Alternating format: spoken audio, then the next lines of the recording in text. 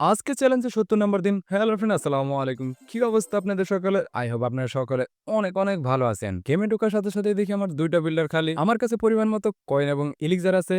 আমার কুইন মূলত ৭৪ লেভেল হইছে। আর আমরা মান্থলি যে একটা বুক অফ হিরো পাই সেটা দিয়ে আজকে আমরা কুইনকে একবারে ৭৫ লেভেল কইরা ফেলবো। কুইন ৭৫ লেভেল করার জন্য আমার ১,৮০,০০০ ডার্ক এলিক্সারের প্রয়োজন। কিন্তু আমার কাছে আছে ১,৪৭,০০০। প্রথমে আগে বাইরে অ্যাটাক দিয়ে আগে ডার্ক এলিক্সারটা কালেকশন করে নেবো। আমার সিসিতেও পর্যাপ্ত পরিমাণ কালেকশন আছে। কারণ ক্ল্যান গেম খেলছিলাম। ক্ল্যান গেম খেলার কারণে আমি সবকিছুই লুট একটু বেশি করে রেখে দিলাম। বুক অফ হিরোটা নেওয়ার পর আমি ডাইরেক্ট সিসিটারে আপগ্রেড দিয়ে দিলাম। কারণ সিসি ৪০ লেভেলে আছে, এখন ৪৫ করতে হবে। মানে লিমিটেডটা ৪০ আছে, এখন আমি ৪৫ করি নাই। সেই কারণে আগে এটা আপডেট দিলাম। আর কিছু ওয়ালও আপডেট দিলাম। কারণ আমার কাছে হিউজ পরিমাণে কয়েন এলিক্সার ছিল, কিন্তু ডার্ক এলিক্সার ছিল না। আমার সিসিও পুরো ফুল ছিল। তো সিসি সবকিছু আগে নিয়ে নিলাম। তারপরেও দেখলাম যে আমার ডার্ক এলিক্সার হইতেছে না, শুধু কয়েন হইতেছে। কয়েন দিয়ে তারপর আরো কিছু ওয়াল আপগ্রেড দিয়ে দিলাম। এরপরে বাইরে চলে যাবো অ্যাটাক দেওয়ার জন্য। কারণ কি আমার আরো ১০,০০০ ডার্ক এলিক্সারের প্রয়োজন কুইনকে আপগ্রেড করার জন্য।